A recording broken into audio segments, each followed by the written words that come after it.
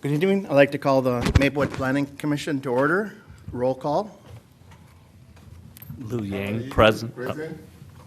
Fred Brown, present. Paul Arbuckle, present. Tushar Desai, present. John Eads, present. Lou Yang, present. And we're just missing Christie, you said, huh? Cheryl. Cheryl. Carol.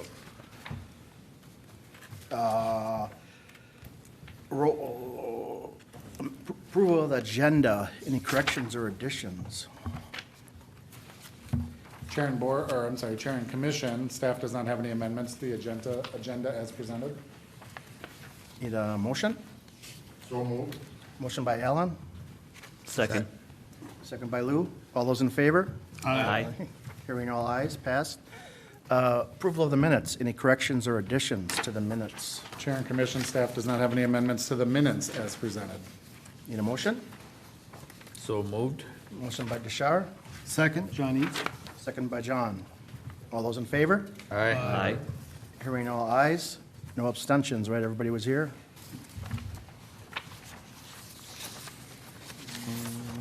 Ellen was absent, right? Yes. So, okay, one abstention from you then, right?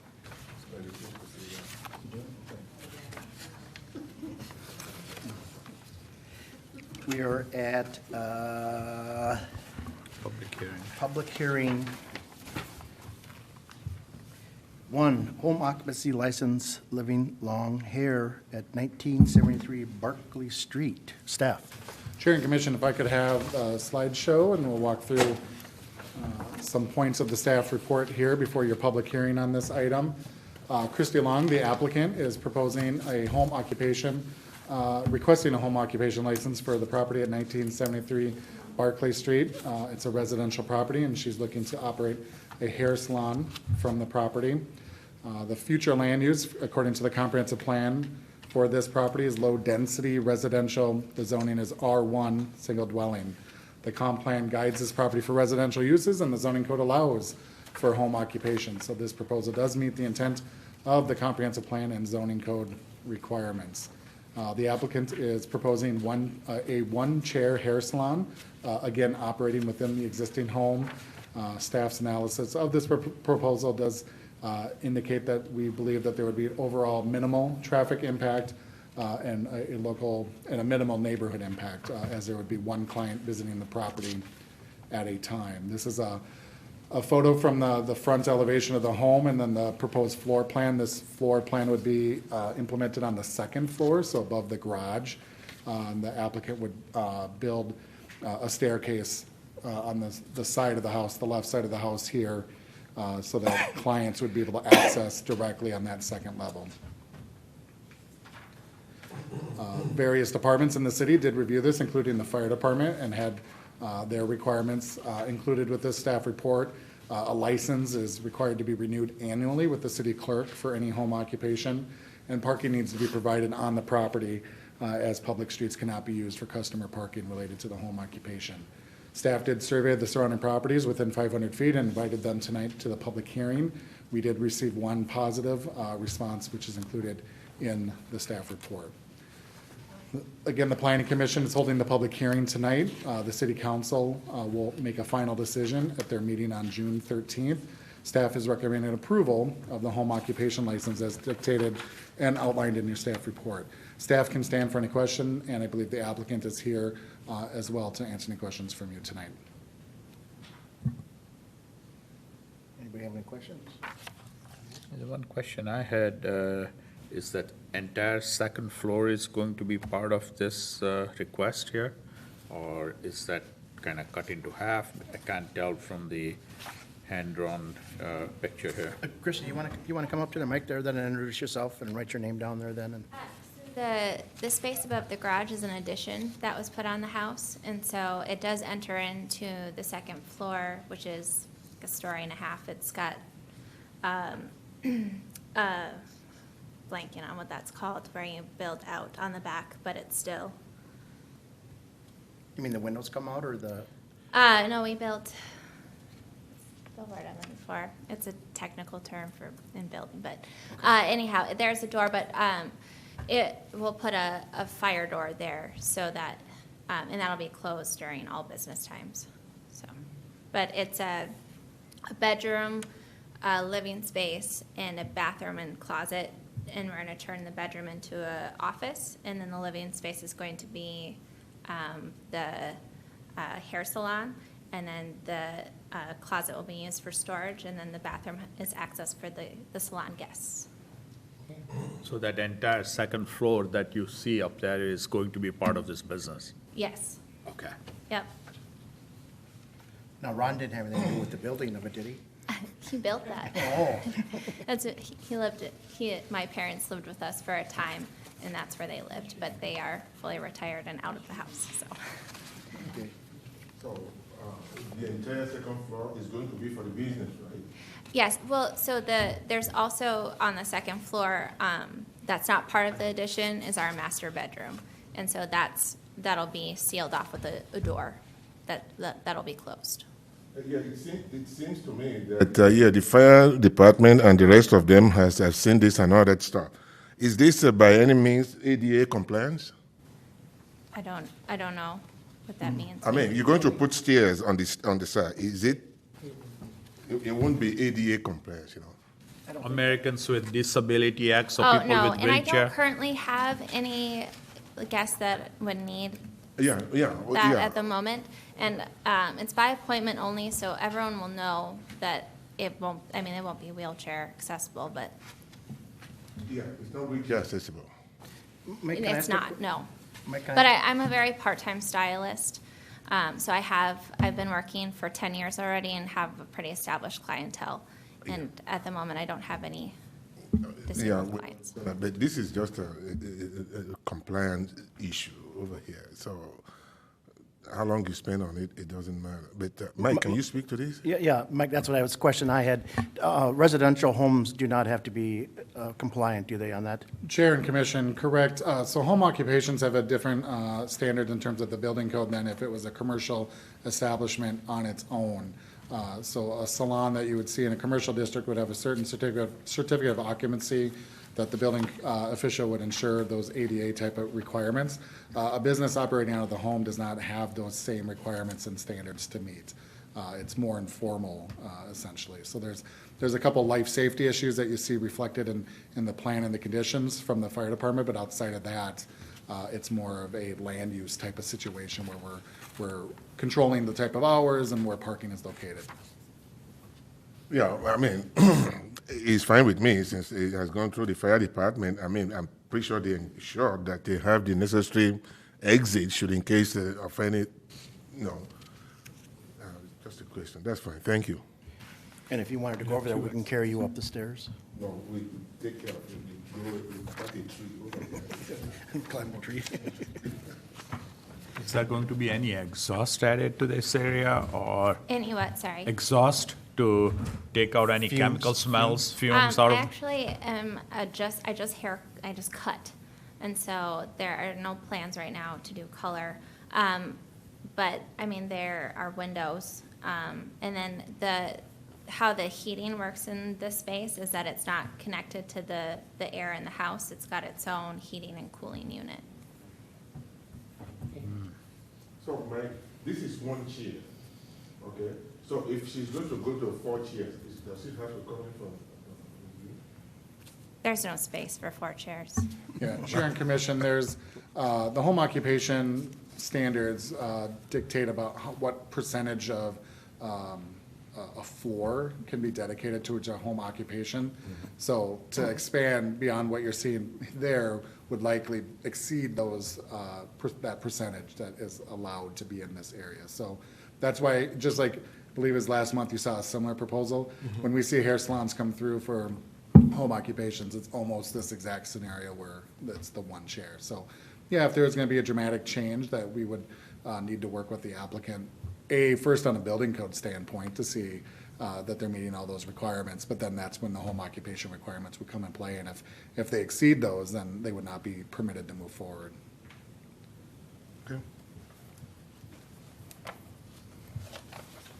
Anyone else have anything? Want to write your name down as one of the people who was, Any other questions, anybody else? Or? open it up. Well, thanks, Christie, then. Thank you. And then we will open that up if anybody has, any would like to speak on behalf of this or against it, or?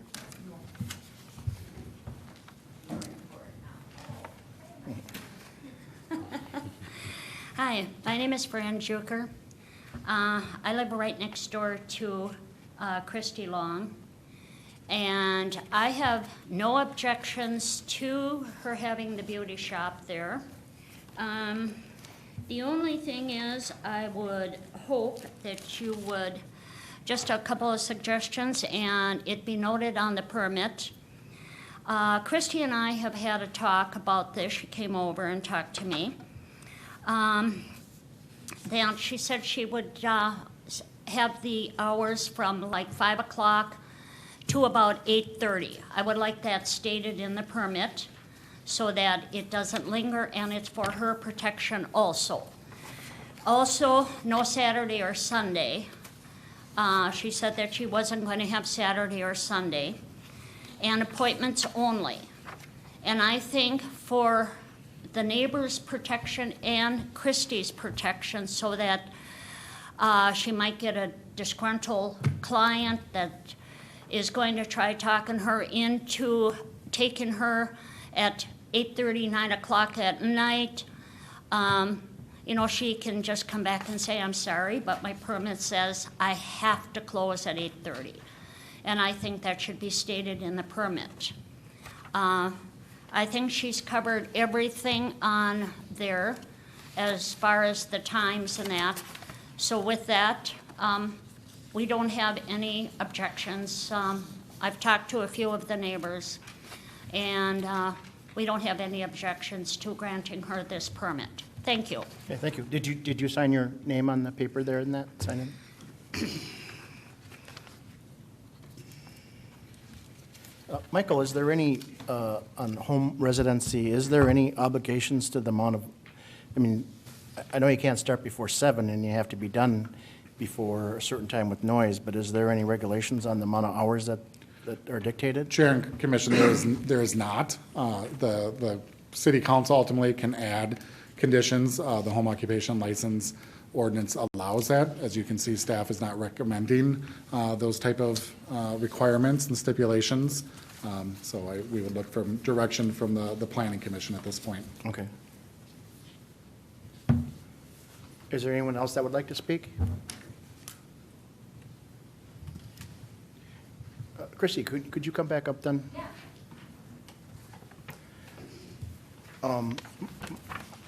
I have a concern with the regulated hours. Sure. I don't know that when you had promised those hours to her, are you I that wouldn't say I rigid to be promised that? those. I said that would be the general idea. So Right. those are typically when I'm going to have my books open, but there's going to be instances where I have friends. A lot of my clients are my friends. Right. And that's why I feel comfortable having it in my home. And I've been doing hair for so long that the people that have stuck with me through this time of being a mom and going on maternity leaves and all this kind of stuff are very trusted clients. I don't think my husband would feel comfortable otherwise either. So I would say, you know, there's going to be instances where I do like a Saturday morning wedding. So I don't love the restriction on the permit. Right. And there's going to be, you know, like friends that are going to want maybe their hair done a little bit later at night or something like that. But it's not going to be any sort of disturbance to anyone in the neighborhood. Right. It would be like as if I had a friend over. Right, right. Yeah, I don't, I know that there's probably restrictions on the lateness, but during the day, you know, I mean, if it Yeah. was noon, you know, noon to 9 or whatever it was, or 8:30, that whatever, what, did you say 8:30 or what were you? Yeah, 8:30 is typical. So my husband has a new job, and so I am shifting my hours to evening after he's done with work so he can be with the children, and then I'm home with them during the day. So I'd be typically starting at like 5:30, maybe getting like 3 clients in, going till 8:30. So Right. that would be generally the plan of what I'm wanting to do. Yeah, I guess if there were any kind of restrictions, it would be the amount of Saturdays would be, I know a lot of organizations have, you can I have mean, I 10 don't want to work Saturdays. Okay, but you said it might be a It'd be like wedding. the occasional wedding. Right, right. Yeah. And that would be about it. Anybody else have any other input on this, or? I'd say it's a business, the business owner should be having the prerogative to set up their own times as long as they are meeting the covenances of the city's business hours, so that they're not disturbing the neighbors, and that's where I would leave it. Well, she was interested in having some restrictions on the time. I understand her preference, but I'm just looking at this permit based just on, is it a business? Yes, it is, and we just abide by the standard hours. That's how I see it, but again, so each person's personal opinions. Yes, I would like to second that, in the sense that there are no restrictions, nothing whatsoever. Besides that, it's just only one chair. If she chooses to do anything at midnight, I mean, it's not something that will cause any cacophony or anything like that at any time. Right. So, But I'm sure she doesn't want to start off with upsetting the neighbors either right away either, so that's my other concern too, but I guess we could go with it, and if there became an issue, then they can always, because it's reviewed every year, right, Mike?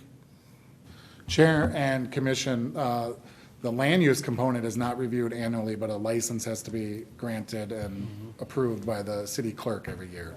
So that wouldn't change the CP. So if there's outstanding issues where the city has concerns, we would hold up the license. But it's not like a conditional use permit where it's, we're bringing it back to the city council for formal review every year. That aspect will not occur. Do you think you'd be able to work it out with you guys, or? Yeah, I mean, I thought we, Because I don't know, it may be hard.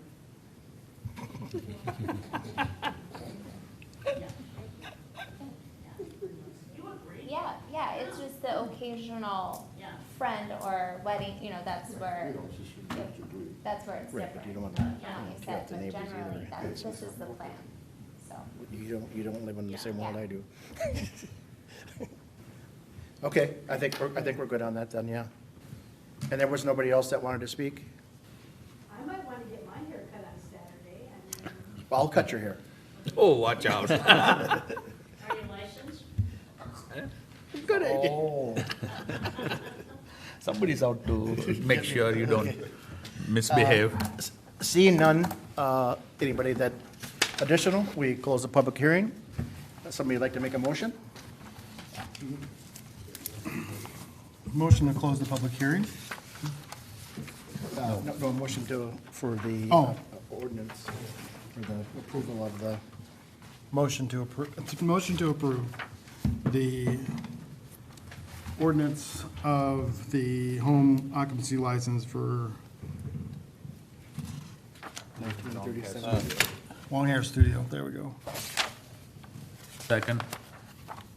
There's been a motion by John, second by Tashar. All those in favor? Aye. Aye.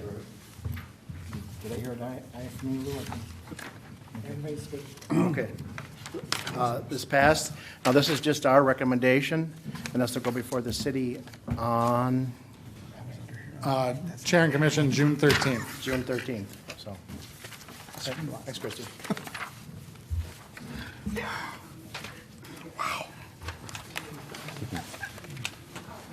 Was your wife giving the evil eye out there? Like, where's my schedule right here? Okay, we are at E2, conditional use amendment and setback variance resolution for MG McGrath, Inc. at 1987 Cope Avenue East. Staff. Thank you, Chair and 13. Commission. Again, we're looking at MG McGrath at 1387 Cope Avenue.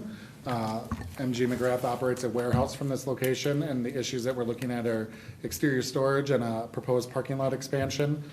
To move forward, to address those issues, a conditional use permit amendment needs to be considered, as well as a setback variance.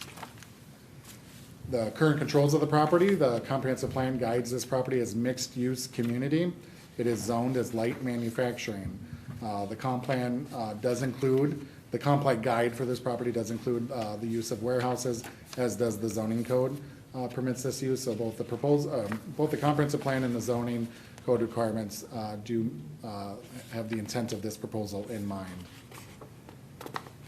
The original conditional use permit for this site is from 1996. It has not been revised since that time. The conditional use permit from 96 does state, one of the conditions of approval stated there shall be no outdoor storage of any materials or equipment without approval of a revised conditional use permit by the city council. So when the applicant brought their proposal for a parking lot expansion, we obviously did a more comprehensive look at the site, and if you've been by there, you likely saw some exterior storage. So to move forward, that aspect does need to be addressed. The fact that it was included in the 96 CUP means at least it was thought about, and that likely would be looped back at some point, and that's what we're doing tonight. So with that, staff believes that if exterior storage is going to be permitted via the conditional use permit, there needs to be some parameters established to govern how that storage occurs. In the applicant letter that was included with your staff report, it is stated that they intend to store materials or equipment in an orderly and secure fashion as to not be visible from Highway 36. So as we reviewed that request, we also have some, we want to address the fact that there are single-family homes to the south as well and be conscious of that. So to move forward, if the CUP amendment is approved, staff is recommending the applicant be required to submit a site plan for staff approval, which includes the following items: the location, general locations of exterior storage areas on this site, again incorporating the applicant's statement of no exterior storage viewed from 36. And then we feel that storage should be set back at least 40 feet to the north from that south building line. That's approximately where that yellow line has been added to the site there, to give you an idea of what 40 feet means. And then also, any trash enclosures need to be kept, any trash containers need to be kept in an enclosure. So on that storage plan, we'd like to see where that would be located. And then moving to the parking expansion request, the 1996 conditional use permit also did identify parking as a concern, as a parking waiver of 30 spaces had been granted for this site. The CUP condition did identify that the city council could bring this permit back to require the applicant add additional parking. That is not what is occurring here. This is driven by the applicant, not the city. So it is the applicant that is requesting the setback variance in order to add the 16 spaces they would like to construct. Code does require a 15-foot setback for parking lots from the front right-of-way line. The plan, as presented, would have a 2-foot setback, and that is consistent with the similar setback we see at Larkin Dance Studio to the east, where they have about 5 spaces that encroach within that required setback. The parking lot construction would cause the removal of 7 trees, so the applicant would need to meet that ordinance requirement for the tree preservation, which either means planting new trees or paying into the city's tree fund. But you will have likely seen in the staff's conditions of approval, we do like to see some additional screening replanted between excuse me, the parking lot and the sidewalk. And so that there is sidewalks not there yet, but this summer, and this is what the applicant likely would be able to share more information on the timing, the city is redoing Cope Avenue, and as part of that public improvement project, a sidewalk will be installed. And so the city engineering staff did feel that there would be opportunities for finding a way to add screening between the parking lot and the sidewalk. We do feel that the applicant does meet the variance standard of practical difficulties in expanding the parking lot on the site, given the configuration and the use that is already there. Staff surveyed the 53 properties within 500 feet, sent them public hearing notices, inviting them to attend tonight. We did not receive any responses to the survey. The Planning Commission, again, is holding the public hearing tonight. City Council will review this and make a final decision on June 13th. And with that, staff is recommending approval of both the conditional use permit amendment and the setback variance. I believe the applicant is here tonight to answer and answer any questions and address the commission, and staff can also stand for any questions at this time. How did they come up with the 40 feet for the setback for the stuff from the Chair and commission, they didn't, staff did. Right, yeah. And I just wanted to make clear that it wasn't the applicant that proposed that. And where the 40 feet came from is when you're on the site, We wanted to make it so that it could be easily distinguishable, and when you're on the site, you can see there's a facade change between the brick facade to the kind of tip-up precast concrete, and we just felt that was a natural dividing line that, regardless, without pulling a tape measure, you'd be able to know where storage can and cannot occur. Definitely distinction between there. Yes. I know that the property was built before we had a lot of water issues with infiltration and getting rid of the water.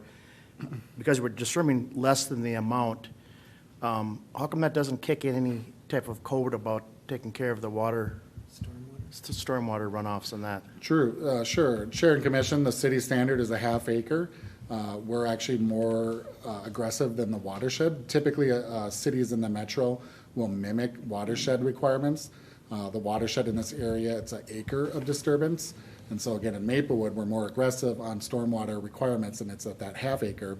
This is just small, such a small project that it doesn't exceed that requirement. So they're just not held to now meeting new standards. Because it's the last of the grass, basically, in that area, so. Yeah, and Chair and Commission, and the city also does not have an impervious service maximum requirement. I mean, for commercial sites, you can essentially have the whole site without. Paved. Yeah, correct. No, were they, I guess I can ask Tim that, but was there an option on there, a fence was too, weren't they, is there gonna be a problem with the fencing along the sidewalk there? I think I remember reading something about that too, or. Chair and Commission, they are proposing like a wrought iron type fence, where staff was just more interested in seeing some type, like, if you go there now, there's some actual screening that's occurring that will go away, and we can't replicate that, but we felt that there needed to be some additional screening done beyond just the wrought iron type fence. Okay. Anybody have any other questions? Tim, did you want to come up then?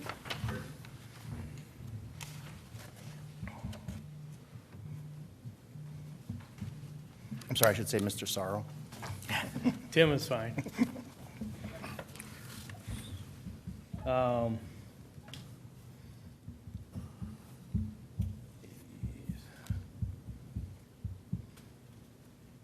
Now, why, you guys don't have a lot of activity going on site. Most things are come and go. What is the benefit of adding the additional parking spaces? Just with the additional staff in the office space and the workers, we're just short on parking. We're sharing with the dance studio next door, and we're also using our building to the west, the old soccer building, Okay. for parking. So additional parking would just alleviate us having to use the dance studio all the time for parking. So it's not because you were hoping to get more storage anywhere on the property Nope. or anything? Just Nope. it is. I've got some drawings here with some storage on it, if this will help you. I just, after reading that, the red is kind of where we'd like to continue to store, and this curve line is at about 45 feet. Okay. It's the same thing. Guys. Was there any mention of the things that were hanging on the back of the building that you can see from 36? Is there any?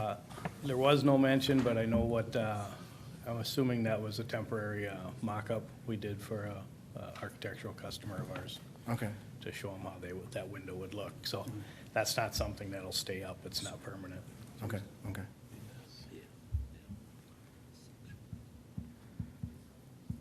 Did anybody have anything, or?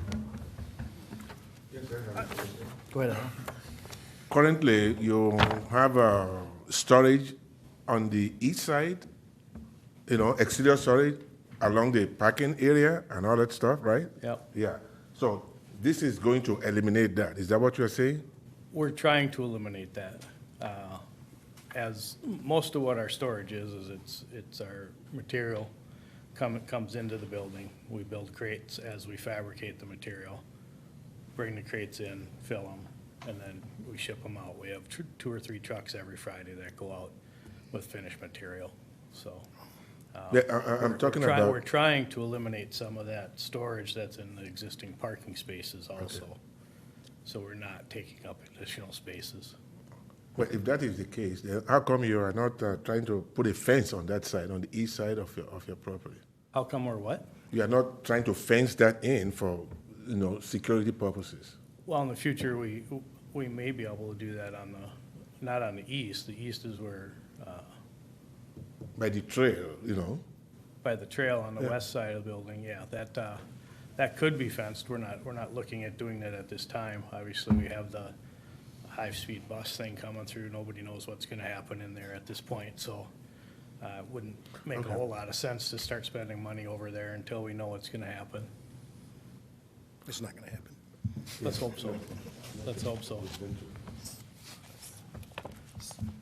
So while we're talking, just a question, while we're talking about 1357, that structure already has a lot of outdoor storage in that lot, and that's your lot also, correct? Yes. So I'm trying to get a vision of how this is going to decrease the outdoor storage of having 7 additional. Because I'm having a hard time with how much parking space you now use for storage, and you're asking us to approve more parking spaces. Yes. I mean, we're trying to eliminate so much of the storage. Obviously, we don't have a permit to store anything out there, so that's what we're trying to get approved, is that we can store some stuff out there. There's gonna be different amounts throughout the year, based on what our workload is. The additional spaces is because our staff has increased so much. So even with those spaces, we would like to get additional parking. So, but the original CPU was that there was supposed to be no storage on the area.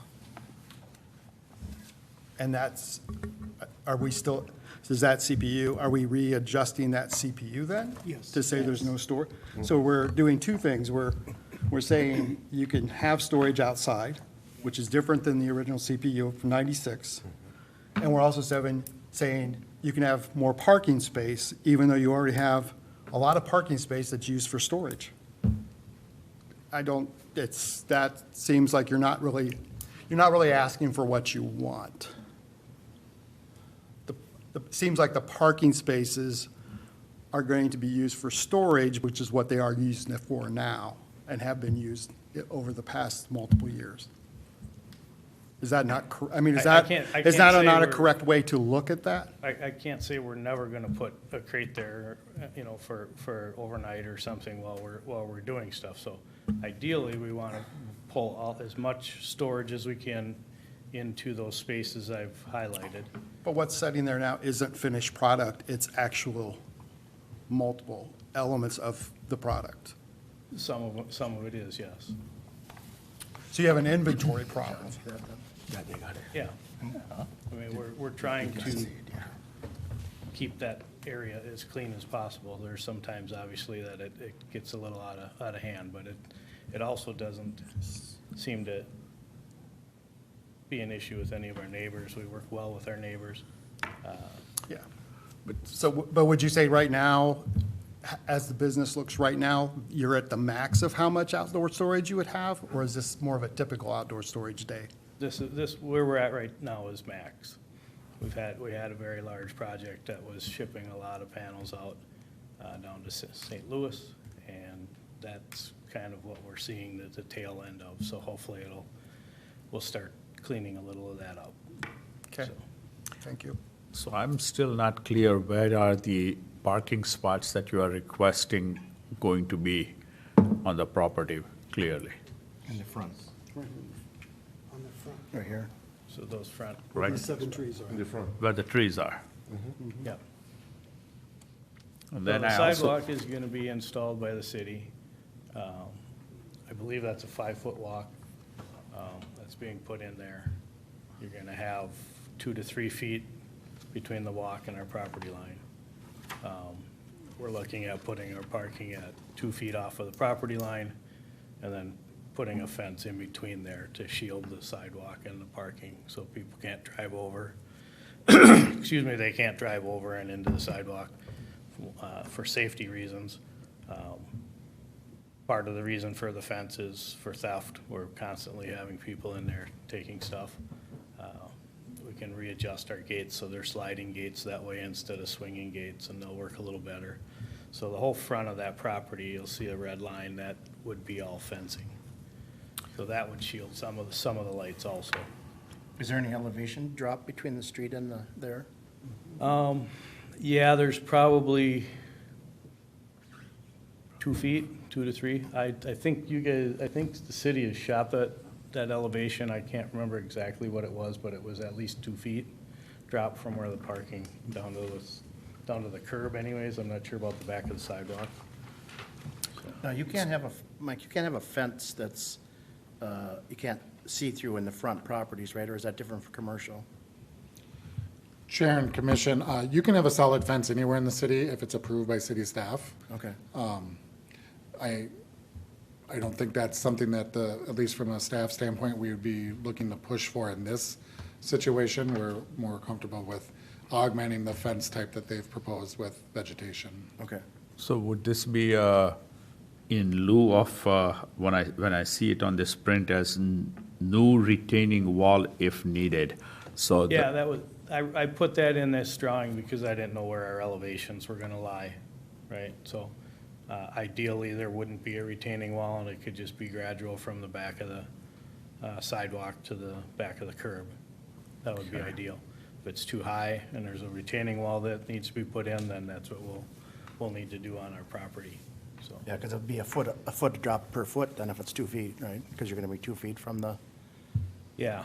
The I'm sidewalk. thinking it's about 2 feet to the curb currently, so if they cut that back, So you're you'd gonna have 2 feet you're gonna left. be You said 5 2 or- feet. You're is it gonna 2 or have 3? 2 feet and about a 5-foot stretch, probably. well, no, because the sidewalk's going to be level with the curb.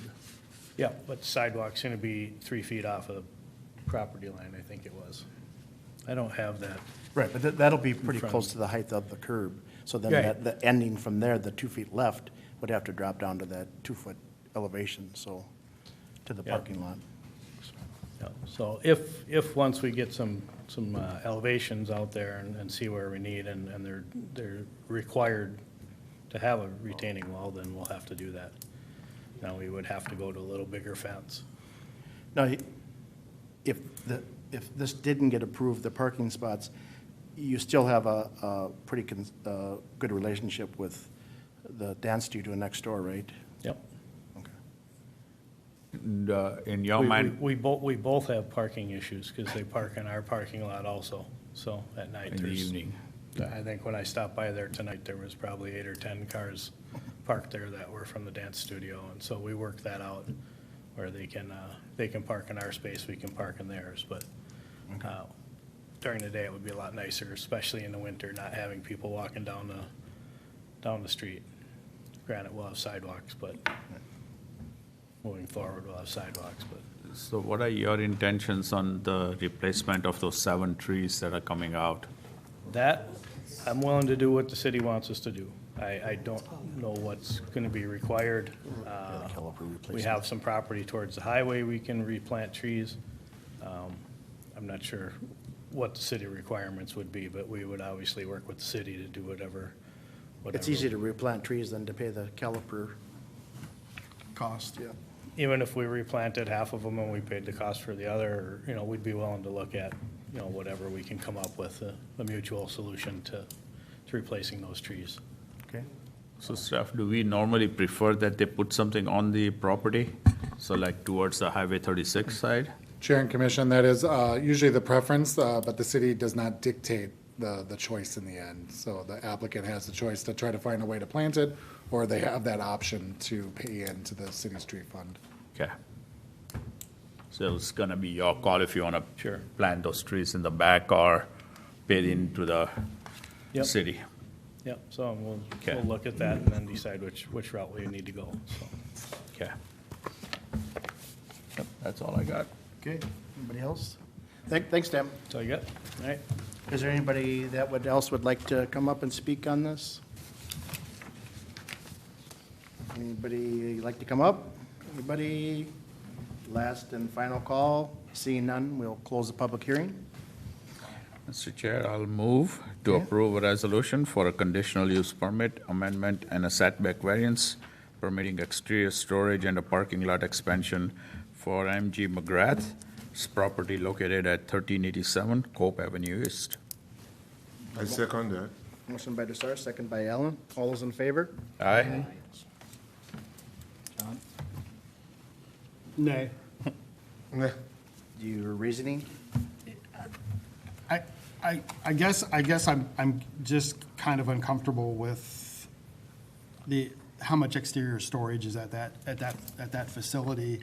And it just, the parking lot extension seems to be a pretty minor input for the employees' satisfaction versus what they have already got worked out between a parking lot just to the other side that doesn't use the parking lot during the day and their parking lot during the dance studio during the evening. It just seems like more ground that's being asphalted up without paying attention to taking out trees and some of the environmental climate things. And I just feel like this is a small part of the big picture, but if we don't start at some small steps of saving 7 trees, I don't know where the city's going. They come all to see the last piece of grass, right? The story about the book. Yeah, that was my concern about removing more of the last of the grass there too, but. Okay. This goes before, this is just our recommendation, and this will go before the staff on, City Council City. on June 13th. City Council on June 13th. Thanks, Tim. Any new business? Chair and Commission, staff does not have any further business for you tonight. Okay. No visitors want to speak anything? So, okay. No, you got to come up to the thing and make sure it's nice. So John, how do you say your last name? Eads? So you're kind of an ecologist, you like trees and things, right? I think there's some difficulty within sometimes the city's vision and working. I think it's a very difficult thing for the city to plan, but also keep green space. Good, I like that. Also keep from, and I think we need to really seriously get started seriously about the local level of taking care of these topics and not keep continuing to wait for direction from higher authorities in the federal level. Okay, so here's my question to all of you. I read recently that White Bear has turned down what they called the Purple Line. They're not going to allow that rapid bus in White Bear. We have a beautiful walking path in Maplewood. It's going to be gone. Why do we have to have it? I mean, it just seems unfair that they're going to build this bus, rapid bus, and it's going to stop at a point, and then we lose all our green space in Maplewood, leading to that point. There's a senior center going in right behind it or above it there, on just down from County Road C. There's a senior building being built. Cassia. It's called Cassia Senior Living. Thank you. And so right behind that is where this rapid bus is going to go. We're going to lose a lot of green. Is there anything we can do to stop it in Maplewood still? And I'm a resident, so is there anything we can do to stop it coming to Maplewood? That I don't know for sure. I know that somehow the city has to reject it like they did in White Bear. So I guess the best thing would be is to start calling your council members and wording your concern to them so that, and see what they can, if they want to propose something, some kind of amendment to that or something, but that's at the council level that they have to do the same thing that would So is one letter going to get something started? No, or there's an organization that's going right now that's working on that, so. Is there anything you guys can do if you were to believe in that? No, I don't think there's any, Mike, we can't do any kind of Chair and resolution. Commissioner, I mean, we could really get into this. So this type of project does not require municipal consent, so White Bear has made theirs feelings known. It's still up to Metro Transit and Ramsey County. That decision has not been made yet. That the official line still goes to White Bear until otherwise decided. Like in White Bear, if the Maplewood City Council wanted to make a similar resolution, they would be at their free will to do so, and then the project managers at Ramsey County and Metro Transit would make a consideration from that point. So it's the policymakers in Maplewood that probably have the most say, where any resident or individual that wants to communicate with their council can do so. But did you say then it's just a recommendation? They can be overruled by the Met Council then, is that what you just? So you're getting into the politics of it, which we're not prepared to discuss at this meeting, but correct. Okay. Okay. Is there anything that your council, anything at all, could do? Nothing. Michael, I'm guessing unless there's like a zoning change or something that we have to make a recommendation on, we probably don't have any involvement. Chair and Commission, so correct, so thus far Ramsey County and now Metro Transit, who's involved with the project, have been working with the cities along the line to develop the project, but the line itself is in property that Ramsey County owns and purchased for this purpose, for transit. And so that's a decision that the county board and Metro Transit will be wrestling with and will be charged with making, so. So maybe you should call the county people too then, right? That's a place to start too? And Met Council, both of them. Okay. I would say always start locally, as local as you can, and then go to the next level up, because that's still your representative. See, I And would go from there. think, because you're on this board, you would have more power than somebody that lives in Maplewood. Well, you don't. It just you seems don't like you know- You don't should. know us. We have no power. You know? Overall, as you have seen during these two subjects that we just walked through, Planning Commission is charged with making a recommendation. That is Yeah. about as far as we go. Okay. And there are certain rules and requirements that this commission is set up for and needs to comply with. So this whole project that you are talking about really is not in the purview of this planning commission. Okay. So anything we say really is more as a citizen of Maplewood more than anything else. That's Okay. about as far as it goes. Like everybody here has said, I think it's best that you pursue with the Ramsey County Metropolitan Commission, and I would definitely also make it known to the mayor and the city council. Oh, So thank that you. Okay. Those all Yeah. have the influence, just like the White Bear City Council made the decisions. Similarly, that could happen, because in the past, I have also seen that there was a lot of excitement in the city that there was a line coming in as a transit line for the citizens of Maplewood to partake in. Now, where does it go from? It's a little different story. Like Michael said, it's a lot of politics. We really just don't have the wherewithal to get into that politics because we don't make decisions. Okay, thanks. You Yeah. bet. Fred should have told you that anyhow.